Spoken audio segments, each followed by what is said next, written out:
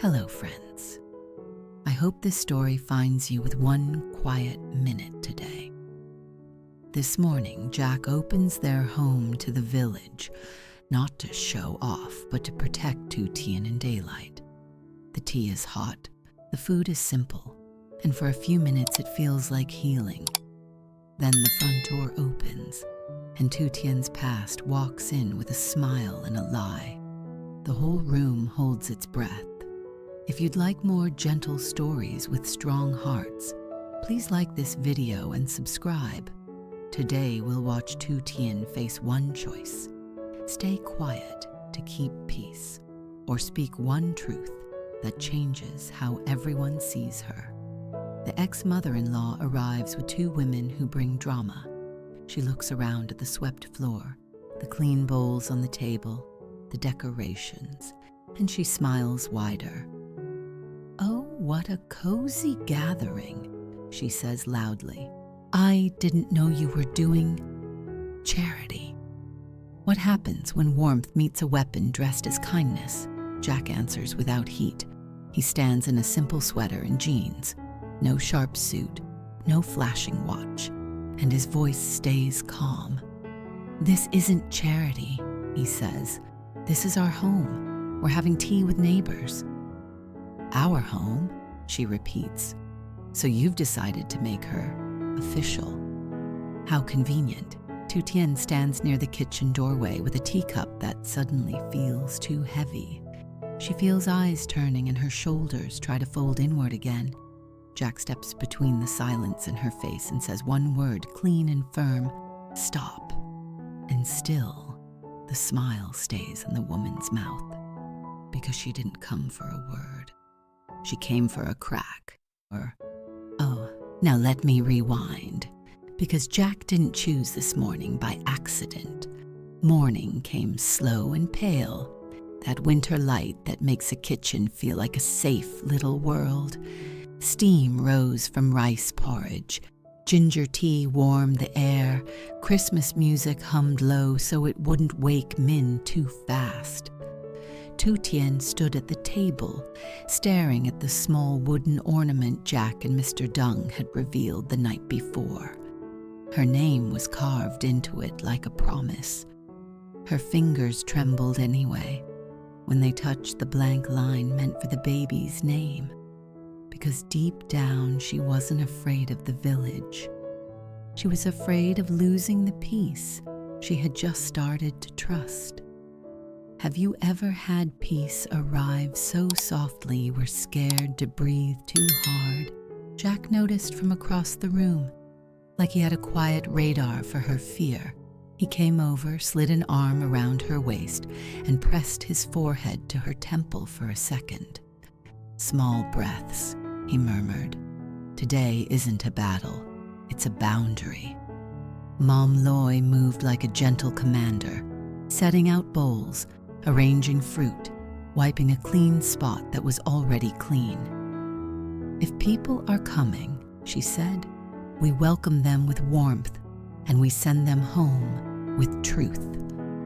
Mr. Dung stood near the doorway holding a neat list of names: who was invited, who might bring trouble, who needed extra kindness. He didn't say much, but his steadiness felt like extra walls. Mom Loy adjusted the scarf he'd given her, and when Mr. Dung asked, "You slept?" it sounded like a question about more than sleep. Mom Loy huffed, then softened a little. "Thank you for coming last night." Their fingers touched by the counter. Small, steady comfort. Anna saw and whispered, "So what did Jack actually build this morning, besides a table of tea?" "He built daylight. He built witnesses. The gate stayed open. The yard was swept clean. A table sat near the entrance with tea and roasted sweet potatoes, so no one could claim they were unwelcome. Officer Thu was already nearby, quiet, not there to cause drama, only to be seen in case intimidation tried to return wearing a smile. The first neighbors arrived in clusters, older women, men with polite nods, curious aunties who noticed everything. Mom Loy greeted them with a smile that softened gossip. "Come in," she said. "Warm tea. Sit. Let's keep our hearts soft today." Tu Tien hovered half hidden by instinct until Jack took her hand and guided her forward. "No, Haydn," he whispers, "only choosing who gets access to you. When a room has heard too many rumors about one woman, what does kindness sound like?" It sounded like the older neighbor woman who took Tu Tien's hand and said, "You look tired, dear. Sit. You don't have to prove anything today." That sentence almost made Tu Tien cry, because it was the opposite of her old life. For a little while it worked. Anna served cookies like a serious waitress. Min toddled in socks and tried to climb onto Jack's lap like Jack was his personal mountain. Jack kept checking on Tu Tien, devoted, making sure she didn't run out. Mr. Deng stayed mostly in the background, but whenever a conversation drifted toward rumors, he gently redirected it to safer ground. Recipes, harvest plans, the weather. Quick recap: the house is warm on purpose, the gate is open on purpose, and the truth is waiting calmly inside. This was Jack's answer to the midnight knock.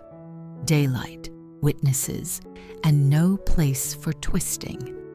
Then the door opens and the warmth cools as if someone cracked a window. The ex-mother-in-law walks in smiling, followed by her two helpers. Tu Tien's body reacts before her mind does. Her hand flies to her belly, protective.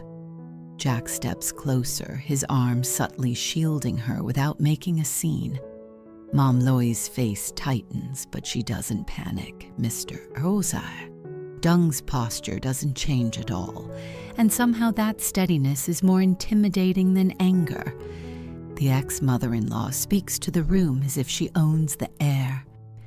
"Charity," she says again, eyes glinting. "How touching." Then she turns to the neighbors, voice sweet like poison. "You all should be careful. Some women, they collect men, they collect babies. They know exactly what they're doing. How does a lie spread when it's poured gently, like tea? It spreads by making people afraid to disagree, and by dangling a hint for the crowd to finish." Tu Tien feels the old shame rise, not because the words are true, but because shame is trained into the body. Jack says it again. One word. "Stop." The ex-mother-in-law pretends to be hurt. "I'm only concerned," she sighs dramatically.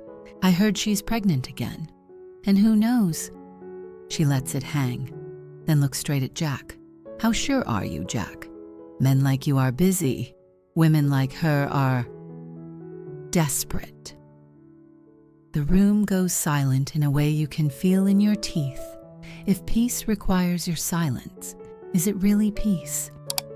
Jack steps forward, voice low and steady. "Don't speak about her like that," he says. "Not here." He doesn't shout. He doesn't chase her bait. He holds the line, and that's when Mr. Deng finally moves. He takes one step and places a small folder on the table. Heavy, official looking. "Since we're sharing concerns," he says politely, "let's share facts." Jack glances at the folder and doesn't look surprised. Tu Tien realizes this is the plan. Not romance, not revenge. Protection. Mr. Deng speaks with the calm of someone who doesn't need to win an argument to be right. "Last night you came to this gate after midnight," he says, shouting threats at a pregnant woman. That's not concern. That's intimidation. The ex-mother-in-law scoffs. Who will believe that? Mr. Deng doesn't argue. He simply looks toward the corner. Officer Thu steps forward just enough for everyone to see. "I'm here as witness," Officer Thu says. What scares a bully more, anger or witnesses? Here's the answer.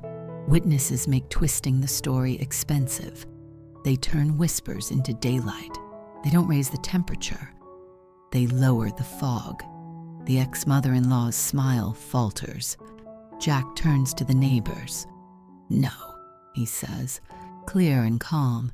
"We didn't bring police to threaten anyone. We brought daylight so the story can't be twisted." He pauses, then adds, "I'm not asking you to take sides. I'm asking you to stop letting rumors become weapons." He reaches back and takes Tu Tien's hand, bringing her forward, not as bait, but as his partner. "This is Tu Tien," he says.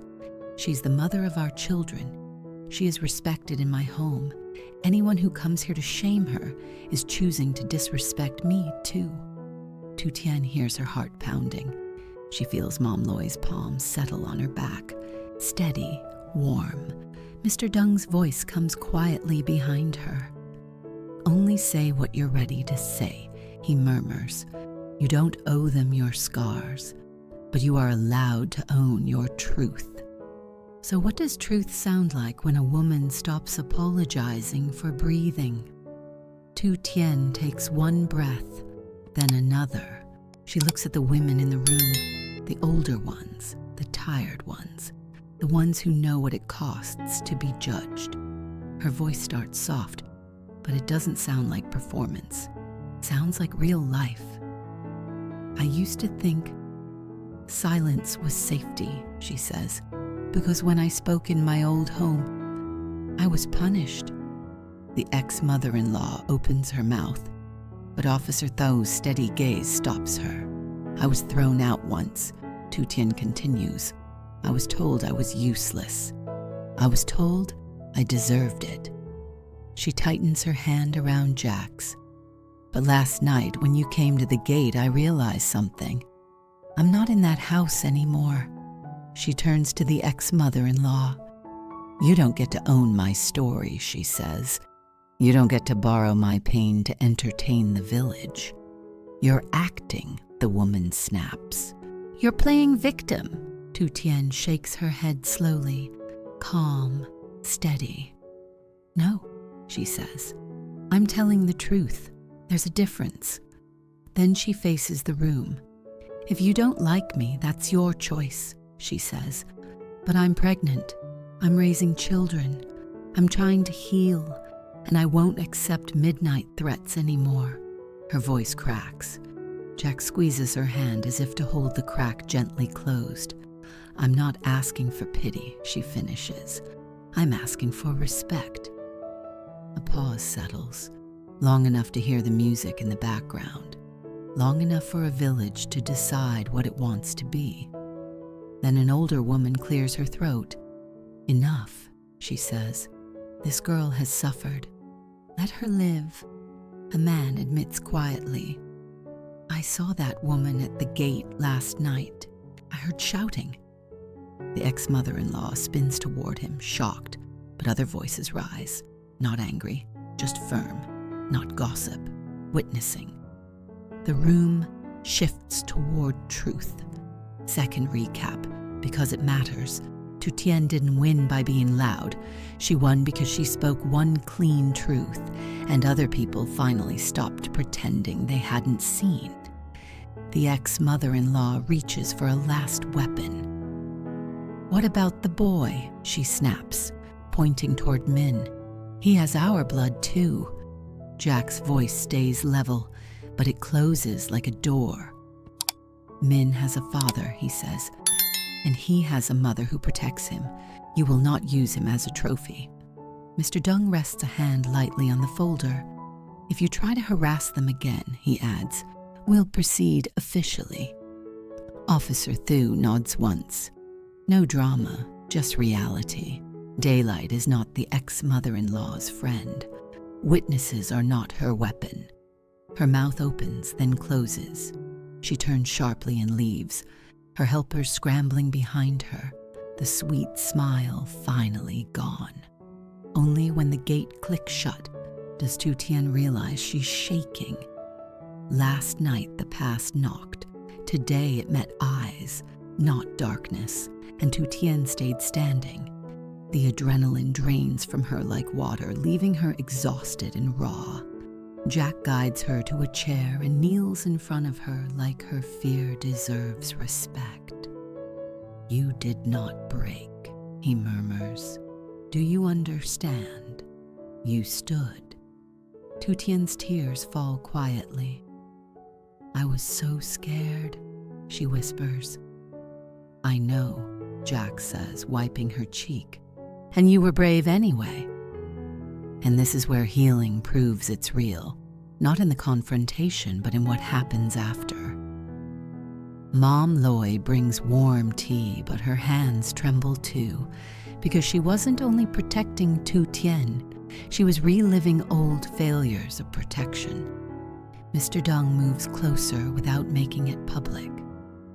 "Breathe," he murmurs, and his hand covers hers near the kettle, grounding her.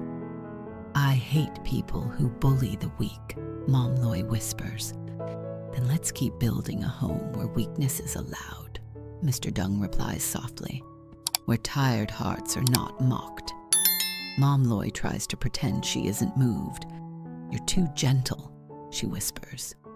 "No," Mr. Deng says, almost smiling. "I'm just finally wise enough to be gentle." The neighbors don't stay long. Not rejection, understanding. One woman presses a small bag of oranges into Tu Tien's hands. "For the baby," she says. Another pats Jack's shoulder. "Take care of her." Jack nods. Quiet gratitude. When the house empties, a hush returns, different from the earlier hush. This one feels earned. Anna asks softly, "Mommy, are we safe now?" Tu Tien pulls her close. "We're safer," she answers, "because we don't hide anymore." Min toddles up and hugs Tu Tien's leg, and she breathes out, surprised by how sweet it feels to be needed in a clean way. Jack lifts Min, kisses his cheek, then turns to Tu Tien with gentle seriousness. "Come," he says, "one more thing." He leads her to the small Christmas tree in the corner. Simple, not fancy. He takes the wooden ornament and holds it out. "You hang it," he says, "not me." Tu Tien's fingers shake as she places it on the branch. Her name and Jack's name hang there together, steady and real. The blank line for the baby's name remains blank, but it no longer feels like a hole. It feels like room. Jack pulls out the pencil again. This time he doesn't draw a heart. He writes two tiny words, faint as breath. "Little star." Tu Tien stares. Tears rise. "It's not a name," Jack whispers quickly. "Just a nickname. A promise. We can erase it later if you want." Tu Tien shakes her head. "Don't erase it," she whispers. "Not today." Jack exhales like a man who has been holding his breath since sunrise. He kisses her temple. "Then we keep it," he murmurs, "until you're ready." And here's the final callback to the hook. The room held its breath when the past walked in, smiling. But Tu Tien didn't give her breath away. She used it to speak truth, and daylight gave that truth a place to stand. By afternoon, the music was still soft, but it didn't feel fragile anymore. The village had seen what midnight threats look like in daylight, and Tu Tien had heard her own voice survive the room's silence. Jack didn't win by shouting. He won by holding a boundary, then inviting witnesses to keep it. Mr. Deng didn't punish anyone. He brought facts and steadiness, so the story couldn't be twisted. Mom Loy poured tea like a promise that tired hearts are allowed here. Neighbors left quietly, not from gossip, but from respect. Anna asked if they were safe. Tu Tien answered, "We're safer because we don't hide anymore," as Min hugged her leg. And on the small tree, Little Star sat beside Tu Tien's name, simple and real. That's how peace starts, not borrowed, not begged for, but protected in plain sight.